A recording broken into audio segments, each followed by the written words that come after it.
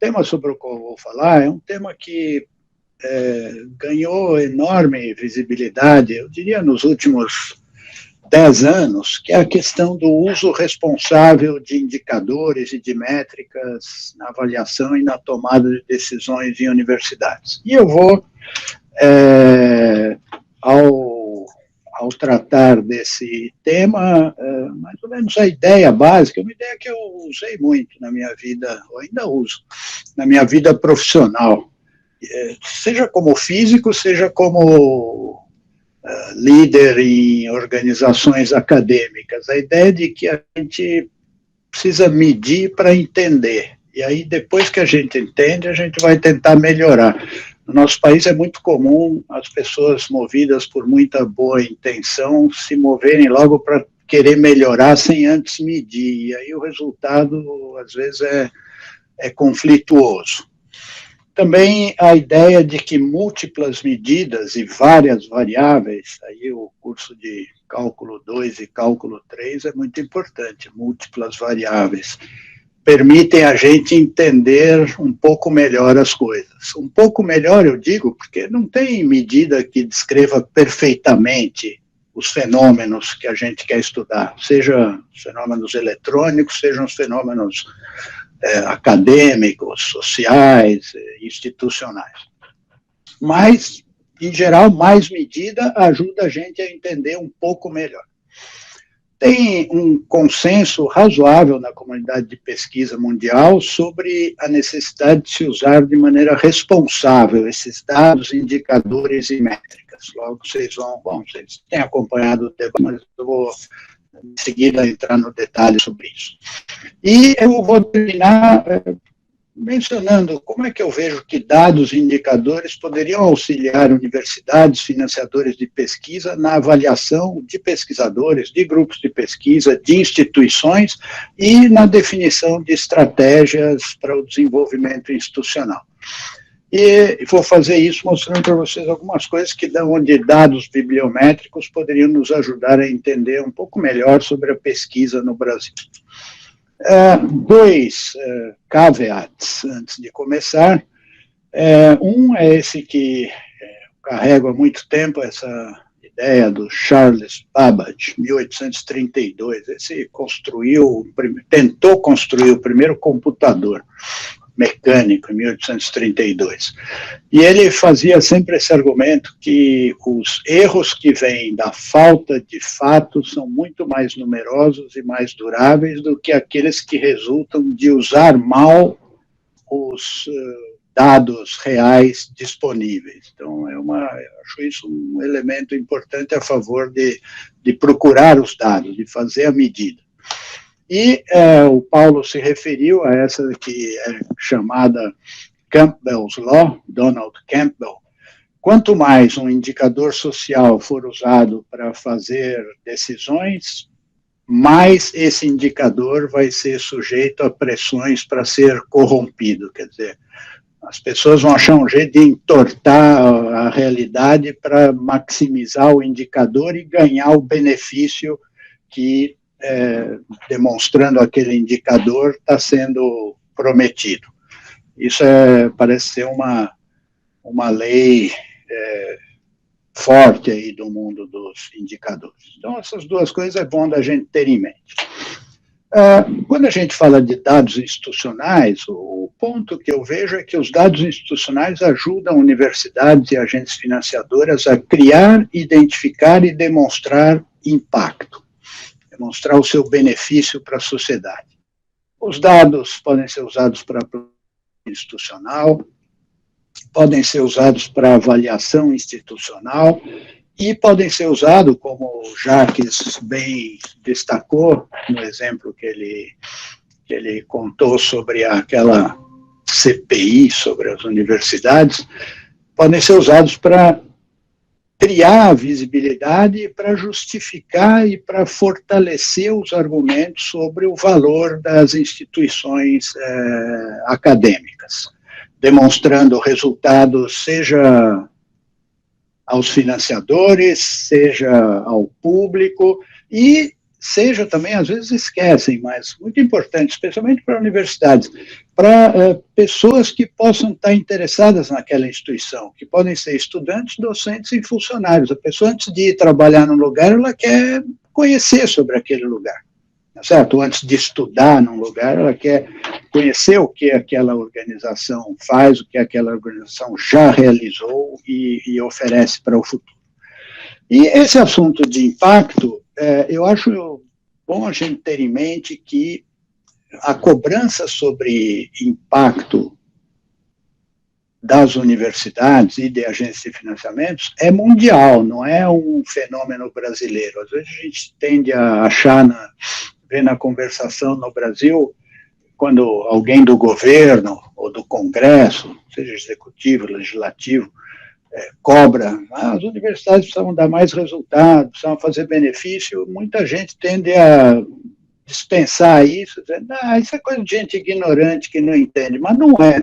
É o papel do Poder Executivo e é o papel do Poder Legislativo cobrar e querer que seja demonstrado o impacto daqueles órgãos públicos onde o orçamento que eles aprovaram ou que eles estão executando está sendo utilizado. Então, é um fato que a gente deveria considerar normal da democracia, e vocês vejam, esse editorial da Nature se refere a isso, inclusive de uma maneira um pouco, até eu acho, ardida demais. Ele é de 2017.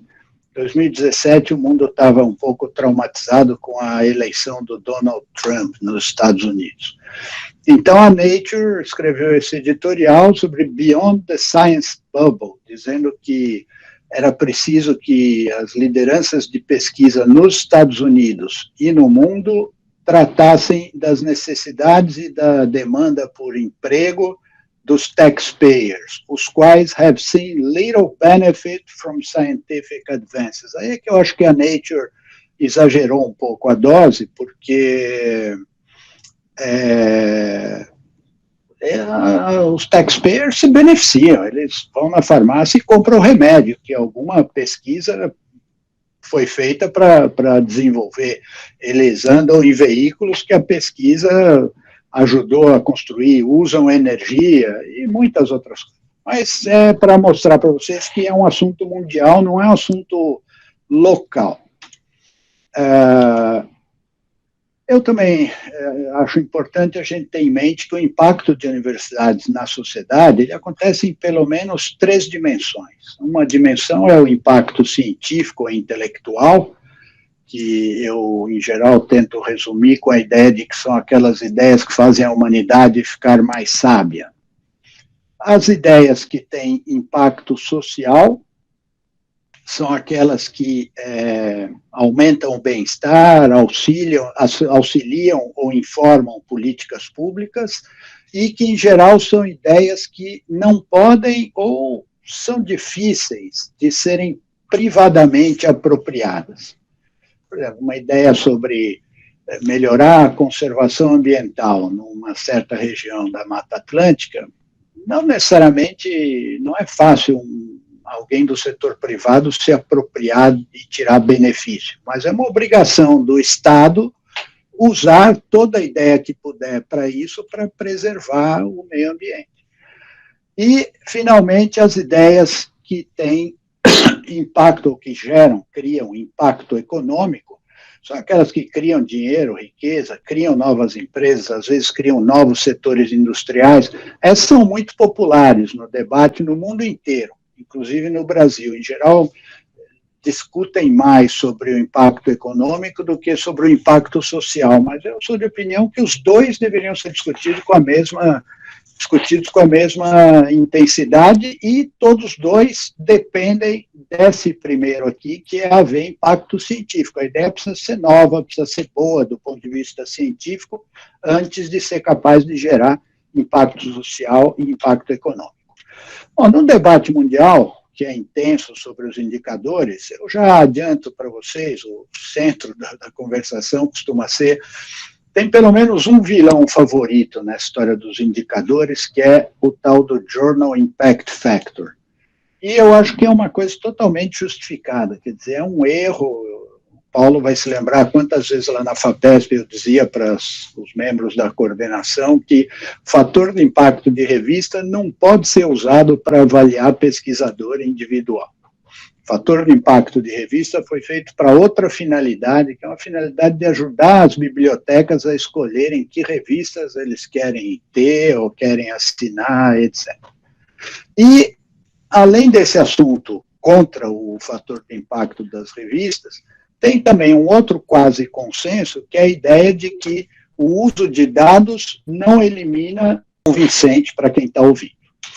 Bom, duas manifestações muito importantes que têm liderado a discussão mundial sobre o assunto dos indicadores são a Declaration on Research Assessment, DORA, e o Leiden Manifesto, um produzido na Universidade de Leiden, outro produzido por um conjunto de pesquisadores, e agora já subscrito por muitas agências de fomento, universidades, empresas. Por exemplo, a Elsevier, que é a empresa onde eu trabalho, subscreve a Declaração DORA e o Leiden Manifesto. Em termos de guidelines que devem ser seguidos quando você vai tratar ou produzir ou utilizar indicadores, especialmente os indicadores bibliométricos. E alguns desses consensos, como eu falei para vocês, são, primeiro, esse aqui sobre não usar as métricas baseadas em revistas para aferir a qualidade de artigos individuais de pesquisas para avaliar contribuições de um cientista individual ou em decisões de contratação, promoção ou financiamento mesmo que institucional. Então, essa aí, a expansão dessa, no caso brasileiro, seria que a gente não deve usar o fator de impacto de revista, a gente não deve usar também um Qualis, porque é outro que tenta analisar a qualidade da produção científica sem ler o artigo, ou sem tentar entender o que a comunidade científica pensa de cada artigo. É meio como ler o artigo sem abrir a revista. Você olha só a capa e diz, essa está dentro, essa está fora. Que não é uma coisa boa de ser feita. É muito importante também facilitar o acesso a uma série de métricas no nível de artigos para incentivar uma mudança para aquela história das múltiplas variáveis, para ter um retrato melhor daquela realidade que se quer avaliar. Essencial incentivar práticas de autoria responsável e prestação de informações sobre como cada autor contribuiu para aquele trabalho. A avaliação quantitativa deve apoiar a avaliação qualitativa e especializada, quer dizer, uma relação aí entre quantidade e qualidade. Aqueles que têm uma certa idade como a minha vão se lembrar, quando leem essa afirmação, do que estava escrito no livro do Friedrich Engels, A Dialética da Natureza, falando sobre Hegel e a transformação da quantidade em qualidade, algo que a gente valorizava bastante naquela época. Proteger a excelência em pesquisas localmente relevantes, reconhecer que o uso de indicadores traz e causa efeitos no sistema como um todo, então não é uma coisa que tem um efeito só local, às vezes pode distorcer um sistema inteiro por usar maus indicadores. E, por outro lado, e muito importante, tanto Dora como Leiden não dizem que não é para usar indicadores, dizem que é para usar sim, só que você tem que usar de uma maneira cuidadosa e, em geral, tem que usar acoplado com a ideia de narrativa. O Global Research Council, que reúne as principais agências de financiamento à pesquisa no mundo, GRC, teve uma reunião em São Paulo em 2019. Eu estou falando sim, não está dando para ouvir, não, Paulo? Estou ouvindo perfeitamente. É normal. Apareceu um quadradinho ali na tela do YouTube dizendo, você está falando. Tá bom, então vou seguir. O Global Research Council também analisou essa questão do Research Assessments e a maneira como isso afeta a cultura de pesquisa e fez uma série de análises e de recomendações. Na reunião de São Paulo, nós levamos aí para São Paulo 60 presidentes de agências de financiamento do mundo, a NSF, a Alemanha, Inglaterra, muitas. E foi uma discussão muito boa, e depois, no ano seguinte, a discussão continuou em Cape Town, de tal modo que as principais agências de financiamento à pesquisa do mundo estão todas, esse gráfico acho que ilustra, a parte azul mostra, isso aí é o resultado de um survey com essas agências, a parte azul mostra as itens que a agência já usa, e a parte cor de laranja mostra itens, refere-se à parte que a agência pretende usar. Então, por exemplo, 46% das agências de financiamento pretendem usar no seu sistema de avaliação a aderência dos pesquisadores a sistemas de dados abertos. 10% pretendem adicionar itens sobre transferência de conhecimento e comercialização. Então, tem uma transição acontecendo no mundo. Eles não estão abandonando os critérios tradicionais, estão adicionando novos critérios aos critérios de análise. Por exemplo, considerar teaching activities na análise, considerar responsabilidades que o pesquisador tem na liderança de ações. Então, tudo isso é para contar para vocês que tem uma transição.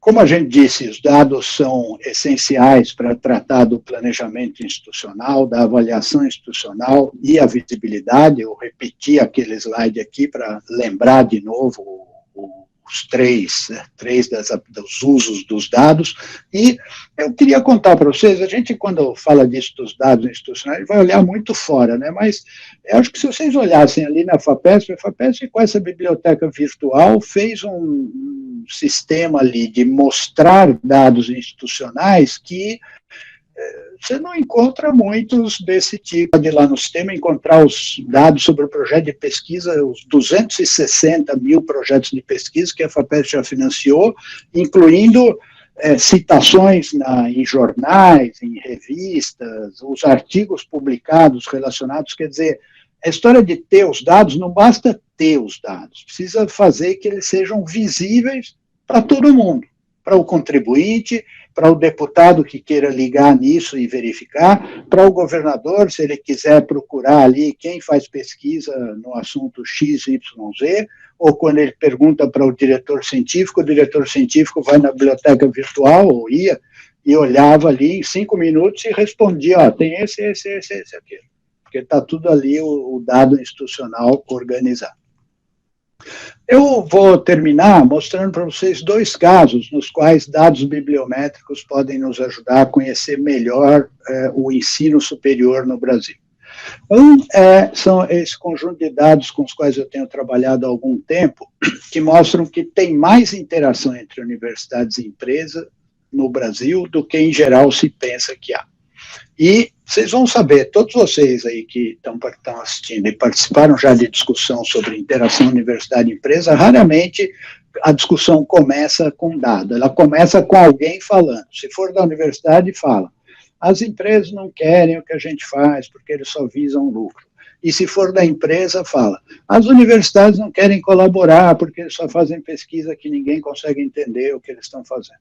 Mas nenhum dos dois é um bom começo para uma discussão sobre interação universidade e empresa. E eu vou mostrar para vocês como é que é possível e até simples obter indicadores sobre as publicações científicas que são feitas no Brasil, onde tem coautores de universidades e de empresas, indicando que essas pessoas interagiram e pensaram num problema junto, testaram uma solução, encontraram uma solução e publicaram um trabalho sobre isso. E depois vou mostrar para vocês que tem muitas áreas com enorme impacto social e ambiental, em que o esforço no Brasil é maior do que se imagina, e vou fazer isso mostrando para vocês uns dados sobre os objetivos do desenvolvimento sustentável. Não, é rápido aqui. Então, só para dar uma ideia para vocês, do que nós estamos falando quando a gente fala de coautoria? A gente fala, por exemplo, de trabalho científico como esse aqui, ó.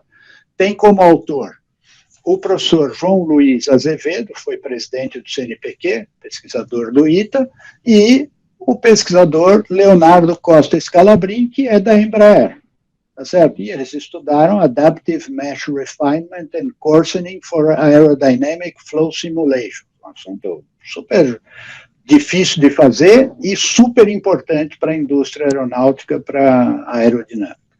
Ou eles trataram da equação de Navier-Stokes, uma equação que, em geral, todo humano que tem juízo tenta ficar longe dela, porque é dificílima para resolver, mesmo por métodos numéricos, pois foi isso que o professor João Luiz, o Olímpio, o Roberto, ITA e Embraer foram fazer juntos para entender a aerodinâmica de asa e de corpo, de fuselagem de aviões, para ajudar a Embraer a fazer avião melhor.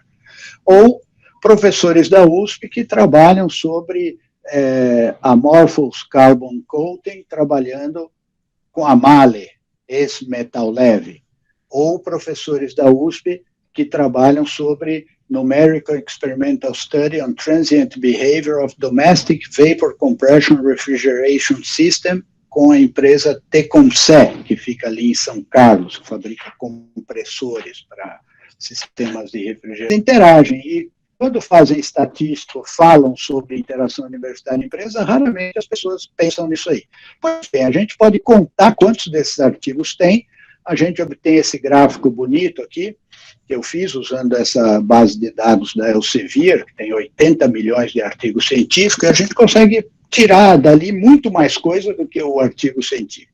Consegue tirar, por exemplo, que no Brasil a quantidade de artigos científicos que tem coautores da universidade e da empresa está crescendo bastante, especialmente a partir aqui dos anos 90, está crescendo com uma linha que parece uma curva exponencial, e se a gente tirar o logaritmo, a gente vê que efetivamente é quase uma exponencial perfeita até 2010, estava crescendo a 16% por ano.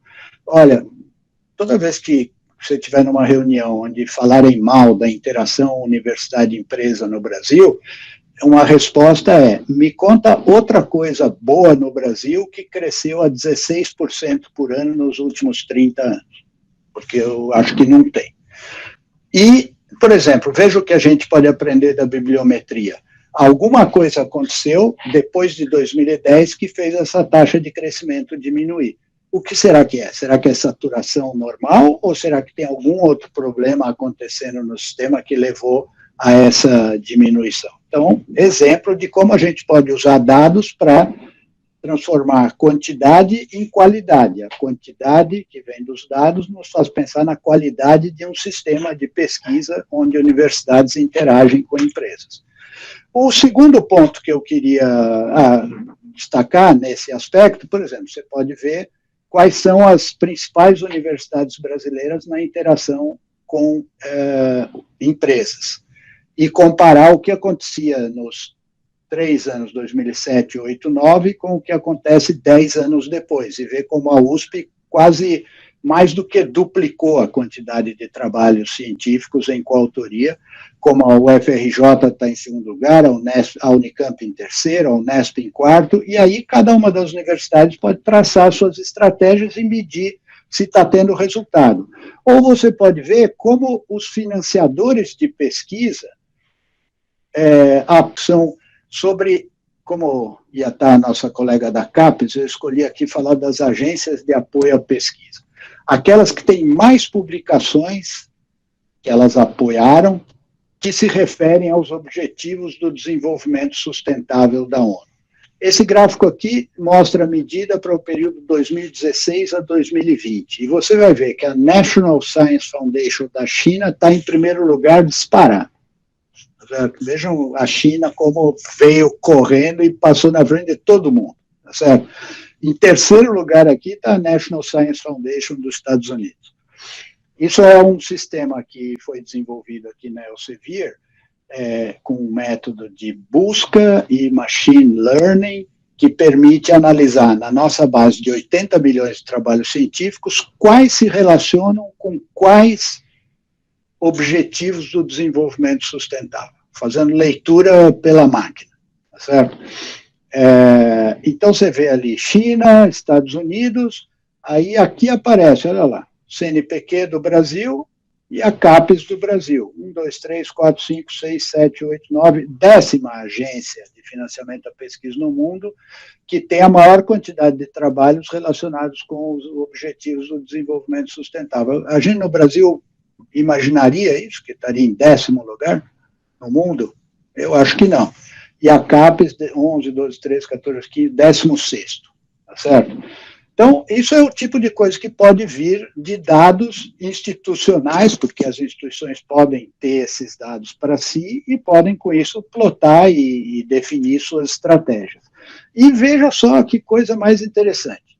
Tem esse Relative Activity Index, que é a divisão. Quantos trabalhos se relacionam com aquele objetivo do desenvolvimento sustentável, dividido por todos os trabalhos que a agência financiou. E a gente vai descobrir que entre essas agências que mais financiam trabalhos relacionados com os ODS, a CAPES aparece em primeiro lugar em 2 ODS, que são esse verde, que é Fome Zero, e Life on Land, Vida na Terra. Em primeiro lugar, não é em 16º lugar, como porcentagem da sua coleção de trabalhos que financiou no período de 2016 a 2020. E aparece, se não me engano, em 3º ou 4º lugar no outro objetivo, que é Life Below Water. Então, veja, isso são coisas úteis da gente saber sobre o que acontece com a pesquisa no Brasil, mesmo quando a pesquisa no Brasil está vivendo as dificuldades atuais, ou talvez mais ainda quando está nas dificuldades atuais, porque ajuda a defender a relevância dessas importantes agências de financiamento à pesquisa. Por último, eu menciono para vocês, a Elsevier há algum tempo fez um estudo sobre fluxo migratório de pesquisadores no Brasil, que poderia muito bem ajudar a ter uma discussão baseada em dados sobre essa questão da evasão de cérebros. Tem mais gente saindo ou tem mais gente entrando? Esses dados bibliométricos nos permitem medir isso e permitiriam medir, se quisesse, medir ano por ano. Saiu mais, entrou mais, veio gente de que país, etc., para que país que eles estão indo e assim por diante. E aí eu termino dizendo para vocês que esses dados usados responsavelmente podem ajudar a conhecer e planejar o ensino superior no Brasil, podem ajudar a mostrar ao contribuinte bons resultados do ensino superior e das agências de financiamento à pesquisa e podem mostrar onde é que a gente tem fraquezas e ajudar a entender como é que a gente faz estratégias para vencer as fraquezas. Para terem efeito, os dados precisam existir, serem vistos e serem usados. São 3 coisas. Precisa mostrar para todo mundo é bom, porque as pessoas cobram da gente e criticam, e aí a gente vai pensar em como fazer estratégias melhores. E na atividade de avaliação de pessoas, programas, instituições e regiões, tem um amplo consenso mundial que não pode confundir métrica de revista com métrica sobre a produção científica dos objetos em avaliação. E só para lembrar, 3 dimensões do impacto: científico, social e econômico. Muito obrigado.